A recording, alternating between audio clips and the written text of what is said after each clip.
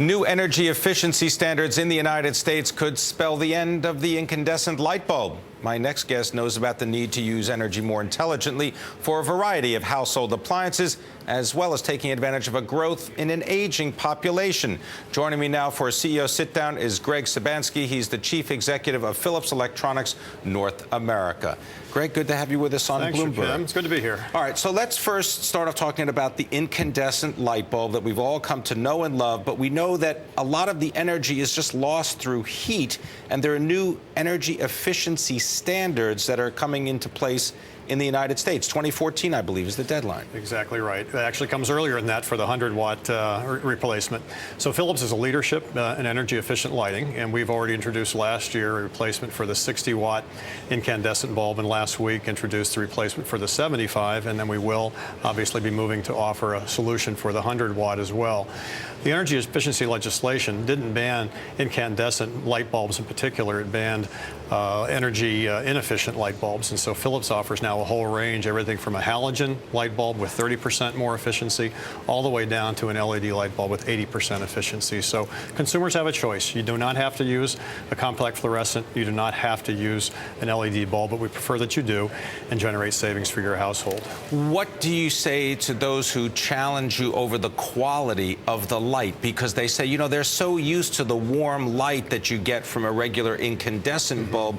Is that something that can be simulated in a new energy-efficient bulb? Absolutely. Our new Endura LED line for both the 60-watt and the 75-watt replacement offer the same level of lumens, which is light output, as well as the same color and temperature of an incandescent bulb, and that'll solve the problem that people have with CFLs so today. You can continue to look good in your indoor setting. Look good, and you can read effectively even as you age. Yes. All right. Now another area of the business having to do with healthcare, because Sonic Care, that's a Philips brand. Yes. What have you been introducing there? Well, I'll say that Philips is a health and well-being company. We do about 45% of our business in healthcare, but in our consumer product line, we also have health products.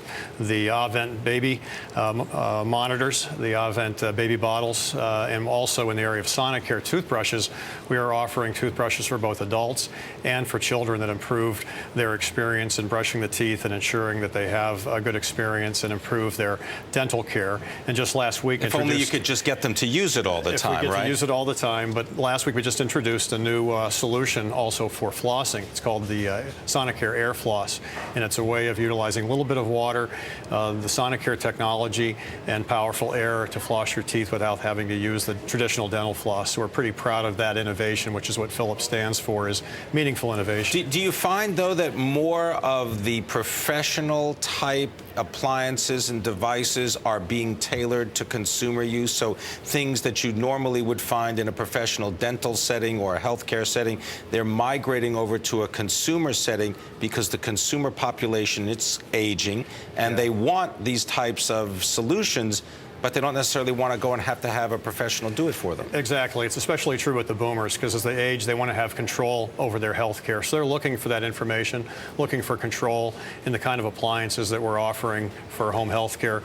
We'll offer them that. And also for their parents. If you think about a boomer taking care of their aging parents, they can also buy emergency response services from Philips through our Lifeline program, where we've also just introduced a medication dispenser that allows smart dispensing of medicines to the elderly, who many times are not able to manage that regimen on their own. We were just talking to Dan Ariely from Duke University, and he was mentioning that a lot of the irrational behavior is trying to get people to maybe take their medication on time. A lot of people don't do it because either they forget or they're worried about the cost. They're not going to be able to get any replacement. How does this play a role in this? Because we all worry about healthcare reimbursements. Well, I think this allows them to stick with the regimen, and it does it in a very simple way.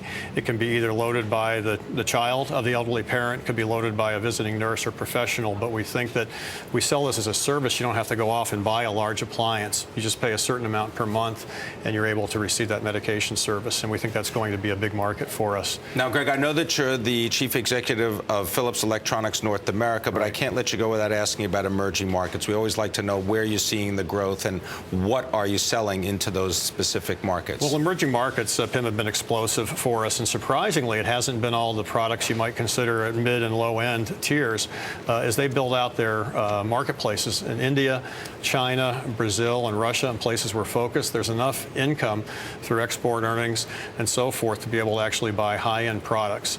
We are starting to see some trickle down into medium range products at lower price levels, but it's been an explosive business for us. We continue to see it growing in the high single digits to low double digits, and Philips is aiming for a very strong position there because we are a global company. That's our heritage from 120 years ago when the company started in the Netherlands. All right, I want to thank you very much, Greg Sebasky, joining us as the Chief Executive of Philips Electronics North America. Appreciate your insights. Thank you, Pimm. It's good to be here.